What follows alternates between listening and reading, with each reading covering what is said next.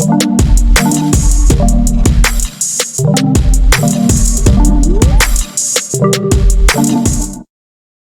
दोस्तों, मैं हूं श्रेयस और आज के इस वीडियो में आपका स्वागत है।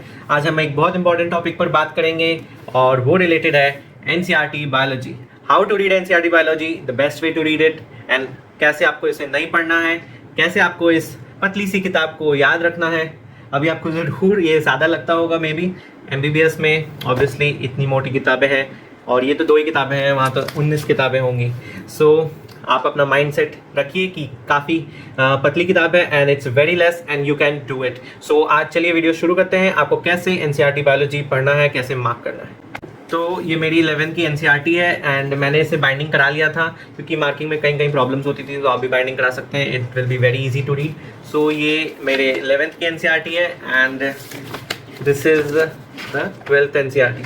सो हम जेनेटिक्स से शुरू करेंगे। जेनेटिक्स एक इंपॉर्टेंट चैप्टर है और बड़ा पार्ट भी है। सो आपको जेनेटिक्स का पहले चैप्टर दिखाते हैं कि कैसे मैंने उसे पढ़ा था और कैसे उसे मार्क किया था। सो आपको एक आइडिया लग जाएगा कि कैसे मार्किंग करनी है।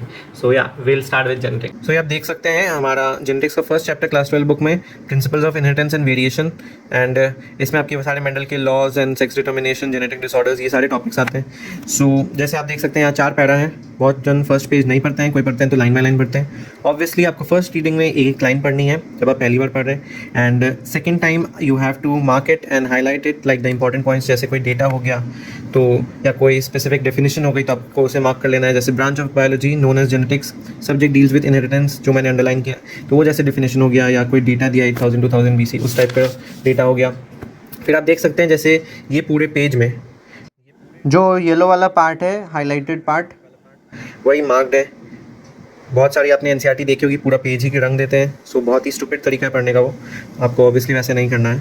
सो जैसे यहाँ पे मेंडल ने कब से कब तक काम किया, 7 years 1856 to 63। किस पे काम किया, गार्डन पीस हाईलाइटेड है यहाँ पे, and it was the first time that statistical analysis and mathematical logic was used in biology. ये सारे इंपॉर्टेंट पॉइंट्स हैं। जैसे वहाँ पे एग्जाम्पल दिया सहीवाल काउज इन पंजाब, सो वो मैंने हम मार्क कर दिया। फिर जैसे इसमें थे आपके, तो आपको सारे इसमें कैरेक्टर और ट्रेट्स और अलग अलग रिसेसिव डोमिनेंट कैरेक्टर याद रखना था। फिर यहाँ से जैसे PYQ आया इस लाइन से, सो मैंने उसे मार्क कर दिया ग्रीन कलर में, एंड ऐसे PYQ करके मार्क कर दिया। यहाँ आप देख सकते हैं एनसीईआरटी के आपके सारे टेबल्स इंपॉर्टेंट होते हैं। जैसे कि आप देख सकते हैं यहाँ पे PYQ लिखा हुआ है, लर्न ऑल मैंने लिखा है ग्रीन कलर से। सो मैंने क्या किया था, अपने सारे चैप्टर के हाईलाइटेड मार्किंग के साथ साथ सारे PYQs भी मार्क कर लिए थे, और ताकि मुझे पता हो कि हाँ ये पार्ट इंपॉर्टेंट है, यहाँ से पहले क्वेश्चन आया, सो मुझे थोड़ा और फोकस से ये पार्ट याद रखना है। इतने बड़े पैरा में ये जो आपके 2-3 पैराग्राफ हैं यहाँ, उसमें येलो पार्ट कितना कम है, जैसे पूरा बस एक लाइन यहाँ और एक लाइन नीचे। सो आपको इतना ही मार्क करना है, आपको बहुत लिमिटेड मार्किंग्स करनी है। फिर जैसे कोई शॉर्ट पॉइंट आ गया, लॉ ऑफ डोमिनेंस के साइड में मैंने वैसे ब्रैकेट में लिख दिया है। फिर PYQ था वो तीनों पॉइंट से, तो मैंने उसे PYQ ऐसे मार्क कर दिया वहाँ पे। फिर यहाँ पे आपको एग्जैक्टली आपको लाइन पढ़ते वक्त आपको समझना है कि हाँ इस लाइन से क्वेश्चन बन सकता है कि नहीं, तो आपको उसे हाईलाइट करना है, और आपको लगता है नहीं बन सकता, so no need to highlight it. And PYQs अगर आप ऐसे मार्क कर लेंगे, it will be very good for you. ये देख सकते हैं PYQ लिखा है। सो यहाँ पे जैसे मैंने वो पेडिग्री चार्ट भी बना लिया, जिस टाइप का क्वेश्चन आया था मैंने पूरा हूबहू वैसे उसे उतार लिया यहाँ पे, ताकि एग्जैक्टली मुझे पता हो कि क्या आया, कहाँ से आया और उसमें क्या था उस क्वेश्चन में। फिर ये आपका मॉर्गन के एक्सपेरिमेंट्स आ गए। फिर मॉर्गन ने क्यों उसे सेलेक्ट किया, तो रीजंस फॉर सेलेक्टिंग ड्रोसोफिला, ताकि मैं नेक्स्ट टाइम जब पढ़ूँ तो मैं बस उसी पॉइंट को देखूँ जो यहाँ पे मार्क किया हुआ है। जैसा मैंने कहा कि समरी बहुत इंपॉर्टेंट होता है। समरी से कभी कभी ऐसे क्वेश्चन आ जाते हैं नीट में जो आपने नहीं पढ़ा होगा। बहुत बच्चे सोचते हैं कि मैंने तो पूरा चैप्टर पढ़ लिया, I don't need to study the summary. Summary is very important. वहाँ पे कुछ एक्स्ट्रा पॉइंट्स दिए रहते हैं जो पूरे चैप्टर में ऑब्वियसली नहीं रहते हैं। सो एनसीईआरटी तो भाई एनसीईआरटी है, आपको उसके तरीके से पढ़ना है, आप कुछ भी मिस आउट नहीं कर सकते। सो मैंने समरी में भी जैसे मार्क करके रखा है। ये आ गए हम नेक्स्ट जेनेटिक्स के चैप्टर पे। मुझे बहुत इंटरेस्टिंग लगता था ये chapter, molecular basis of inheritance. जैसे यहाँ पे प्यूटेटिव वर्ड है, तो मैंने अपने अंडरस्टैंडिंग के लिए, मुझे फर्स्ट टाइम उसका मीनिंग जैसे नहीं पता था, तो मैंने उसका मीनिंग फाइंड आउट करके वहाँ पे ऐसे लिख लिया, ताकि बार बार मुझे सोचना ना पड़े कि है क्या ये। जैसे डायग्राम है पॉलीन्यूक्लियोटाइड चेन का, मुझे तो बेसिक स्ट्रक्चर पता ही है कि शुगर है और न्यूक्लियोटाइड वाला पूरा न्यूक्लियोटाइड में नाइट्रोजनस बेस है, फॉस्फेट ग्रुप है। सो वो तो ऑब्वियसली सबको पता है। इसमें 5 प्राइम एंड पे क्या है, 3 प्राइम एंड पे क्या है, ये आपको इंपॉर्टेंट रहता है मार्क करके, मतलब याद रखना। सो जैसे वो मार्क कर लिया। फिर यहाँ पे साइंटिस्ट के नाम है, मीशर, विल्किंस, देन फ्रैंकलिन, सो वो सारे मैंने मार्क कर लिए। आप एक और चीज़ यहाँ पे नोटिस करेंगे, यहाँ पे मैंने लिखा हुआ है AR, असर्शन रीज़न। फिर यहाँ पे भी वैसे असर्शन रीज़न लिखा हुआ है। सो मैंने ये लाइन पढ़ा, मुझे लगा इससे असर्शन रीज़न के क्वेश्चन बन सकते हैं, so I marked it that way. Assertion reason एक ऐसा क्वेश्चन टाइप है बायो का जहाँ पे आपके क्वेश्चन बहुत फंसते हैं and you need good practice in that, क्योंकि कंफ्यूजिंग स्टेटमेंट्स हो जाते हैं बहुत बार, या फिर the reason is explaining the statement और नॉट, उस टाइप के। फिर कुछ मुझे एक्स्ट्रा अच्छे पॉइंट्स लगे, या फिर जैसे ये क्वेश्चन आप शायद छोड़ देते होंगे जो एनसीईआरटी में दिए हुए हैं, इन क्वेश्चंस के आंसर से भी आपके नीट में क्वेश्चंस आ जाते हैं कभी कभी, क्योंकि ये आपके एनसीईआरटी एग्जाम्पलर का भी पार्ट है और क्वेश्चंस आपको ट्राई करने चाहिए बनने के, क्योंकि चैप्टर से ही रिलेटेड ऑब्वियसली रहते हैं सारे। नाउ फॉर एग्जांपल जैसे ये पूरा डेटा वाला पार्ट था, salient features of human genome, so इसमें मैं कितना हाईलाइट करता हूँ, तो इसमें जो डेटा वाला पार्ट है वो ऑब्वियसली सब कुछ ही याद रखना है। सो इसमें मैंने ब्लैक पेन से मार्किंग कर ली, जो जैसे मैं अगर नेक्स्ट टाइम पढ़ूंगा तो ये जैसे 8 पॉइंट है, सो क्रोमोसोम 1 हैज़ मोस्ट जीन्स, बस, और आपको नंबर तो ऑब्वियसली याद आपको बाय हार्ट रहेगा ही। समरी में भी आप फिर से देख सकते हैं यहाँ पे मार्क्ड है, समरी में भी असर्शन रीज़न बन सकता है, तो वो भी मैंने मार्क करके रखा है। सो इस टाइप से है।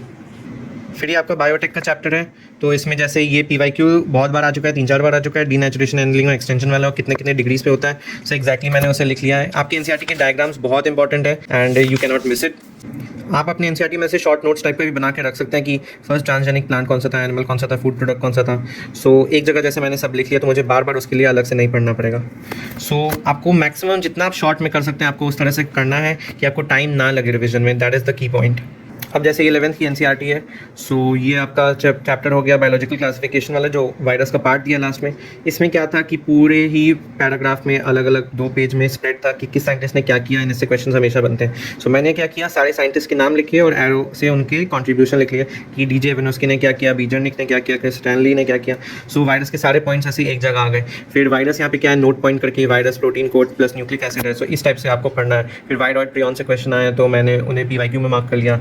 फिर ये आपका CJD जो ह्यूमन डिजीज़ होता है, CR जेकब डिजीज़, और वो आपके एनिमल की कौन से डिजीज़ के कॉरस्पॉन्डिंग है, जैसे बोवाइन स्पॉन्जिफॉर्म इंसेफेलोपैथी।